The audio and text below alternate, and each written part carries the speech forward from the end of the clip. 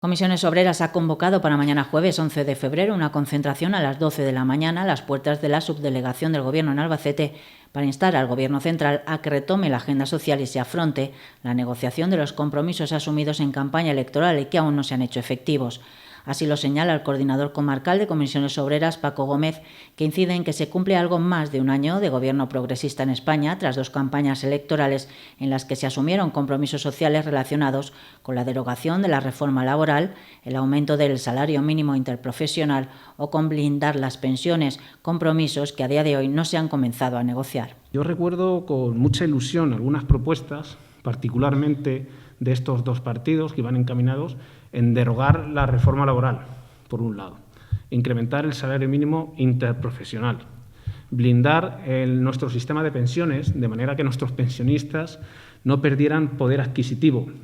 Todas estas propuestas, al igual que yo, millones de personas las escuchaban y un año después de que se haya conformado el Gobierno, pues seguimos lo mismo. Todas estas cosas que se comprometía el Gobierno a realizar, pues siguen ahí latentes, sin visos a medio o corto plazo de solucionarse. Gómez señala que es cierto que ha sobrevenido una crisis sanitaria como el COVID-19 que trae consigo una crisis económica que desde Comisiones Obreras no quieren que se resuelva como la anterior crisis de 2008, en la que dice que los trabajadores, sin haberla causado, fueron los que pagaron las consecuencias, viendo cómo se recortaban sus derechos, se devaluaban sus salarios y se facilitaban y abarataban sus despidos. Y tenemos muy reciente la anterior crisis económica en la cual, sin haber sido causantes de la crisis ni haber tenido ninguna responsabilidad en causar esta crisis, fuimos los paganos de la crisis. Fuimos quienes pagamos con la devaluación de nuestros salarios, viendo cómo se recortaban nuestros derechos, viendo cómo se abarataba nuestros despidos, viendo cómo se facilitaban los despidos. Ahora, desde luego, no estamos dispuestos a que pase nada parecido. Es necesario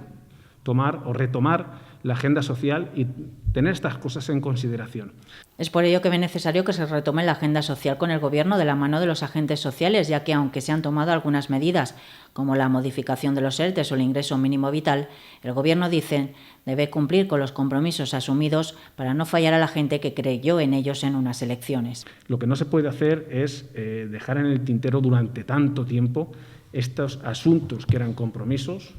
que tiene el compromiso con todos nosotros, con Comisiones Obreras, y tiene el compromiso con los trabajadores, por eso, y las trabajadoras. En el mismo sentido se expresa la secretaria general de Comisiones Obreras en Albacete, Carmen Juste, que apunta que además estos asuntos a negociar habían sido comprometidos con los agentes sociales, como la derogación de la reforma laboral o la reforma de las pensiones, asuntos que reivindicarán mañana, junto a la subida del salario mínimo interprofesional a niveles europeos, en esta concentración en Albacete que se llevará a cabo con todas las garantías de seguridad y sanitarias. Efectivamente, lo que estamos reclamando es un compromiso que de alguna manera ya habíamos adquirido, había adquirido el Gobierno con los agentes sociales, que es esa derogación de la reforma laboral, de los aspectos más lesivos,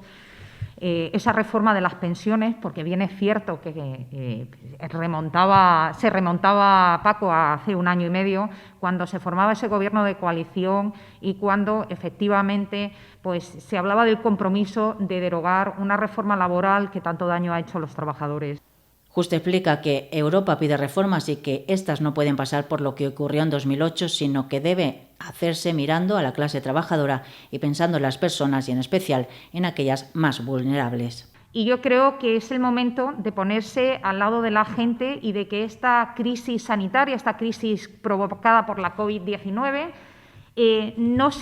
esta salida no se haga de la misma manera que se hizo en la crisis financiera del 2008. Ahora hay que estar al lado de la gente y hay que pensar en una salida de la crisis pensando en las personas. Esas reformas se tienen que hacer de la mano de los agentes sociales y mirando hacia la clase trabajadora.